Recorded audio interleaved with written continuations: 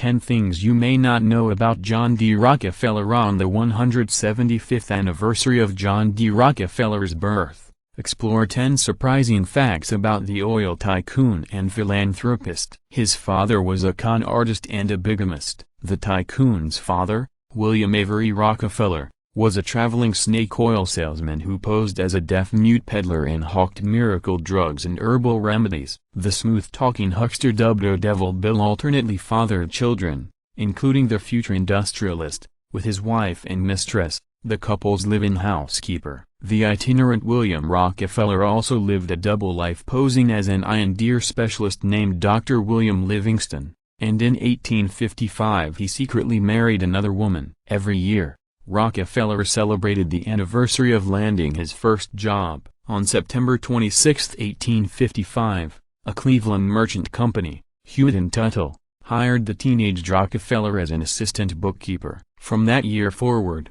the corporate tycoon celebrated a job day every September 26 to commemorate his entrance into the business world, and he considered the date more important than his birthday. "Oh, all my future seemed to hinge on that day," he reminisced later in his life. "And I often tremble when I ask myself the question, what if I had not got the job?" He hired substitute soldiers to avoid Civil War combat. Although he was a fervent abolitionist, Rockefeller did not take up arms when the Civil War broke out in 1861. While his youngest brother was wounded at Chancellorsville and Cedar Mountain, Rockefeller received an exemption for being the primary means of supporting his family and hired substitute soldiers in his stead, a common practice during the war. "I wanted to go in the army and do my part," he said. "Oh, but it was simply out of the question. There was no one to take my place. We were in a new business, and if I had not stayed it must have stopped, and with so many dependent on it."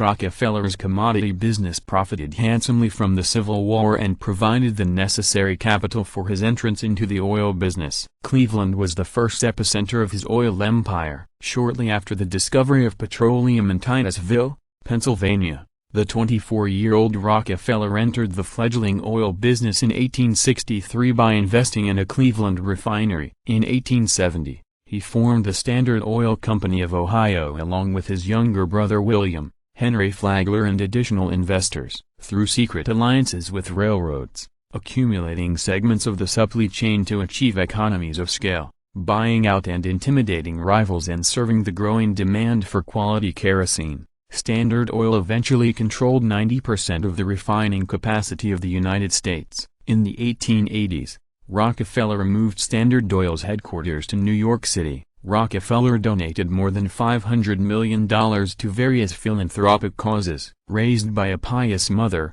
Rockefeller tithed 10% of his earnings to his church from his very first paycheck. After retiring from Standard Oil in 1897, he stepped up his philanthropy and donated more than $500 million to educational, religious and scientific causes. In 1913, America's first billionaire endowed the Rockefeller Foundation, which had the ambitious goal to promote the well-being of mankind throughout the world. The foundation contributed to achievements such as development of a yellow fever vaccine and the successful eradication of hookworm disease in the United States. Spelman College bears the maiden name of Rockefeller's wife. In addition to giving millions to help found the University of Chicago and Rockefeller University, the industrialist in 1882 began to donate money to the Atlanta Baptist Female Seminary. 2 years later, the African American Woman's School changed its name to Spelman Seminary in honor of his wife, Laura,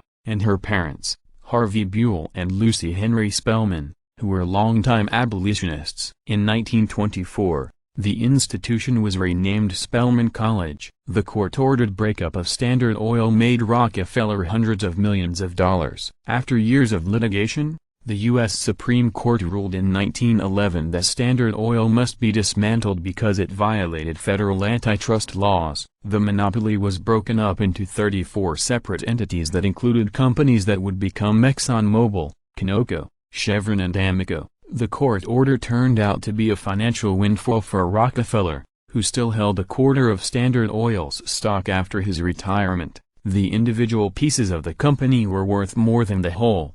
and as shares of the individual companies doubled and tripled in value in their early years, Rockefeller became the country's first billionaire with a fortune worth nearly 2% of the entire American economy. Winston Churchill would have written Rockefeller's biography if his price hadn't been so high. In addition to being a gifted orator, Churchill was a masterful writer who penned 42 books and earned the 1953 Nobel Prize for Literature. During the 1930s, the Rockefeller family approached the future British Prime Minister to write an authorized biography of their patriarch, but Churchill's proposed advance of $250,000 was too rich even for the deep-pocketed Rockefellers, who instead turned to Columbia University historian Alan Nevins. Rockefeller suffered from alopecia and lost all hair from his body and head. Beginning in his 40s, Rockefeller lost all the hair from his head, his mustache and his body. The hair never grew back,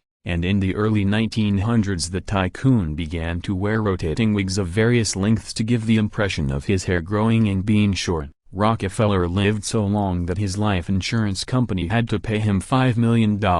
Although he didn't celebrate birthdays with the same gusto as a job days, Rockefeller certainly experienced many of them. His life spanned from the presidency of Martin Van Buren to that of Franklin D. Roosevelt before his death at age 97 on May 23, 1937. When Rockefeller turned 96, his insurance company was required to pay him the $5 million face value of his policy.